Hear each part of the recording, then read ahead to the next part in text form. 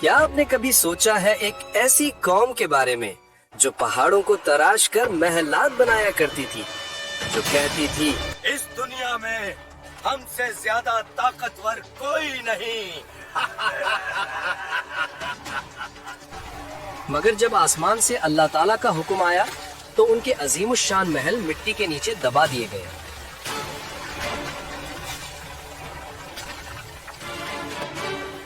حضرت نوح علیہ السلام کی قوم کے بعد ایک اور قوم پیدا ہوئی، قوم عاد۔ یہ لوگ یمن اور عمان کے درمیان ایک علاقے احقاف میں رہتے تھے۔ ان کے شہر کا نام تھا ارام، جس کو ذات العماد بھی کہتے ہیں، یعنی بہت بڑے ستونوں والا شہر جو آسمان سے باتیں کرتا تھا۔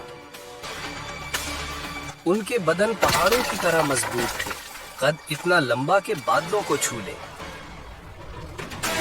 اور ان کا غرور زمین اور آسمان کو چیر دیتا تھا۔ وہ کہتے ہم ہی ساری دنیا کے وارث ہیں اور ہمیشہ رہیں گے۔ احقاف کے صحرا میں ان کے شہری علاقے دور دور تک پھیلے ہوئے تھے۔ ان کے گھوڑوں کے پاؤں سے زمین گونج اٹھتی تھی۔ رات کو ان کے چراغوں کی روشنی دور تک چمکتی، ایسا لگتا تھا جیسے ان کا شہر زمین پر کوئی روشن ستارہ ہو۔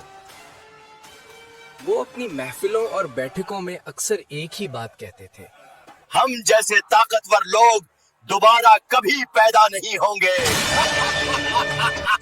ان کے بچے بھی چھوٹی عمر میں ہی بڑے بڑے پتھر اٹھا کر اپنی شکتی دکھاتے تھے، اور ان کے والدین یہ بات بڑے فخر سے کہتے ہیں، ہمارے بچے بھی پہاڑوں کو جھکانے والے ہیں۔ قوم عاد کا ایک اور عجیب عقیدہ تھا۔ وہ سمجھتے تھے کہ ہوا ان کی غلام ہے۔ ان کے نوجوان وادی کے درمیان کھڑے ہو کر اپنے دونوں بازوؤں کو پھیلاتے اور خود سے کہتے، دیکھو، ہوا ہمارے جسم کی اطاعت کرتی ہے۔ بزرگ لوگ اپنی محفل میں فخر سے کہتے تھے، ہمارے باپ دادا ہوا کا رخ بدل دیتے تھے، تو ہمیں کون روک سکتا ہے؟ وہ لوگ جب طوفان کو دور سے آتا دیکھتے تو ہنس کر کہتے، ہوا ہمارے ساتھ ہے۔ یہ ہم پر نہیں، ہمارے دشمنوں پر پڑے گی۔ لیکن انہیں کیا معلوم تھا کہ آنے والی ہوا ان کی سب سے بڑی دشمن بن کر آ رہی ہے۔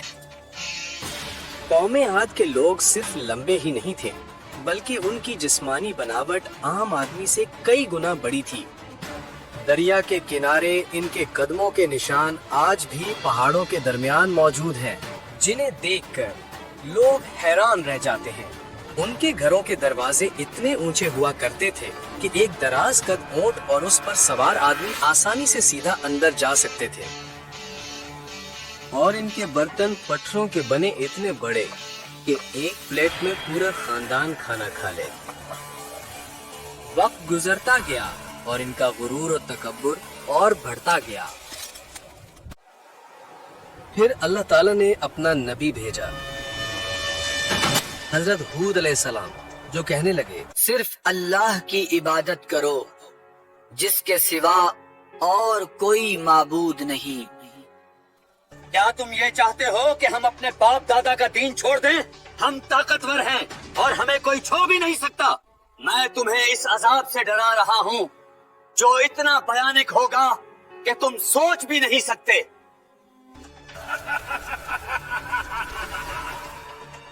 حضرت ہود علیہ السلام روز جا کر بازاروں میں، ان کی محفلوں میں، ان کے گھروں میں جا کر آخری دعوت دیتے ہیں۔ ان کے سردار طنز اور مذاق میں ہنس کر کہتے ہیں، ہود، اگر تیری بات میں سچائی ہوتی تو ہمارے عظیم محل کب کے گر چکے ہوتے۔ کبھی بچے ان کو طنز و مزاح کرتے تو کبھی لوگ ان کو دیکھ کر راستہ بدل لیتے کہ کہیں حضرت ہود کو دیکھ کر اللہ کا خوف پیدا نہ ہو جائے۔ ایک دن حضرت ہود علیہ السلام ان کی اسمبلی میں گئے، جہاں ان کے بڑے سردار سونے کے تختوں پر بیٹھے تھے۔ ہود علیہ السلام نے فرمایا، اللہ کے احکامات کی اطاعت کرو، تمہاری یہ طاقت اس کے سامنے کچھ بھی نہیں۔ اے لوگو، اللہ کے خوف سے ڈر جاؤ۔ ہود، یہ جھوٹے دعوے کرنا بند کر۔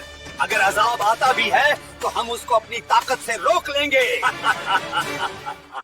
अजाब आने से कुछ दिन पहले आद की वादी में अजीब मंजर हुआ। रात को आसमान में भयानक गूंज सुनाई दी। ना बादल गरजा, ना बिजली चमकी, लेकिन वादी में ऐसा महसूस हुआ जैसे दूर से कोई पुकार रहा। ये तो पहाड़ों की आवाज है, लेकिन पहले कभी इतनी खौफनाक आवाज नहीं सुनी। हजरत हूद अलैहिस्सलाम परेशान हुए और कहने लगे, ये रहमत की पुकार नहीं बल्कि अजाब आने से पहले की तंबिया है। दूसरी रात जमीन हल्की सी थरथराई, लेकिन इतनी कम कि सिर्फ जानवर बेचैन हुए। इंसान हंस पड़े और कहने लगे, देखो, जमीन भी हमारे डर से कांप रही है। लेकिन उन्हें नहीं मालूम था कि ये जमीन की आखिरी तंबिया थी। फिर आया अल्लाह ताला का फैसला। सबसे पहले उन पर कहत आया। 3 साल तक बारिश का एक कतरा भी जमीन पर ना गिरा। नदियां सूख गईं, बाग खुश्क हो गए, जमीन तांबे जैसी सख्त और गर्म हो गई। लोग आसमान की तरफ हसरत भरी निगाहों से देखते रहे कि कब बारिश आएगी, लेकिन आसमान से एक ही जवाब आता, सिर्फ खामोशी। पहले साल उन्होंने कहा, ये तो मामूली सा मसला है, हम ताकतवर लोग हैं। दूसरे साल भी जब बारिश ना हुई तो प्यास ने उनकी जुबानें सुखा दी। जानवर भी प्यास की वजह से गिरने लगे। तीसरे साल आद की वादी से वो आवाज, वो फख्र का, वो खुद की ताकत का गरूर सब खत्म हो चुका था।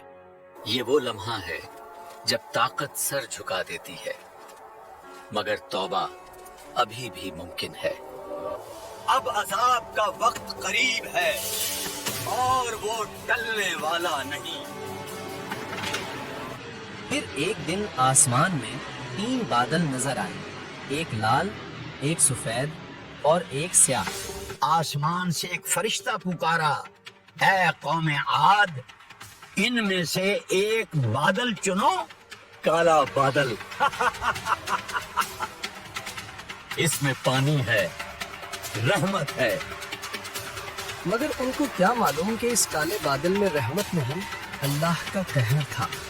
आसमान स्याह हो गया। रहमत है, बारिश आएगी। ठंडी हवा चलने लगी और लोग खुशी से झूम उठे और नाचने लगे और कहने लगे, देखो बारिश आ गई। लेकिन वो बारिश का पानी नहीं था, अजाब का तूफान था। पहला झोंका आया, धूल और पत्थर हवा में उड़ने लगे। आंधी के हर झोंके में उनको लगता कि हवाएं उनको तबाह कर रही हैं। दूसरा झोंका आया तो जमीन से दरख्त गिर गए। उनकी सारी मूर्तियां, उनका सारा गुरूर, उनके बाग और उनका सारा शहर, सब कुछ हवा में बिखर रहा था। रात को माएं अपने बच्चों को आगोश में छुपा लेती, मगर आंधी का शोर उनकी चीखों से ज्यादा तेज होता। तीसरा झोंका आया तो खुद को ताकतवर कहने वाले लोग धूल मिट्टी की तरह हवा में उड़ने लगे। उनके बड़े बड़े महल जो आसमान से बातें करते थे, जमीन बूस हो गए। 7 रात तक मुसलसल ये तूफान और तेज हवाएं चलती रही। उनकी शानो शौकत, उनका घमंड, उनके बड़े बड़े महल और उनकी तमाम जमीन मिट्टी में मिल चुका था। 8 दिन बाद जब हवा रुकी तो हर तरफ सुनाटा था और मिट्टी में मिलिया मेट हुआ एक अजीम शान शहर जो कभी दुनिया पर राज करता था। सब लोग मारे गए सिवाय उन चंद लोगों के जिन्होंने हजरत हूद अलैहिस्सलाम की पैरवी की और अल्लाह की वहदानियत का इकरार किया। तकब्बुर का अंजाम हमेशा तबाही होता है और ये अल्लाह ताला की नाराजगी का सबब बनता है। आज भी उनका शहर इरम अहकाफ की रेत में नीचे अपनी दास्तान छुपाए मौजूद है, जो इस बात का गवाह है कि ताकत और तकब्बुर से नहीं बल्कि अल्लाह की इताअत में ही इंसान की कामयाबी है। अगर आपको ये इस्लामी स्टोरी पसंद आई हो तो चैनल को सब्सक्राइब कर लो ویڈیو کو لائک کرو اور کمنٹ میں بتاؤ اگلی سٹوری آپ کس نبی یا امت پر دیکھنا چاہتا ہے۔ یہ صرف ایک کہانی نہیں تھی، ایک حقیقت تھی جو ہمیشہ یہ یاد دلاتی ہے کہ سب سے بڑی طاقت صرف اللہ کی ہی ہے۔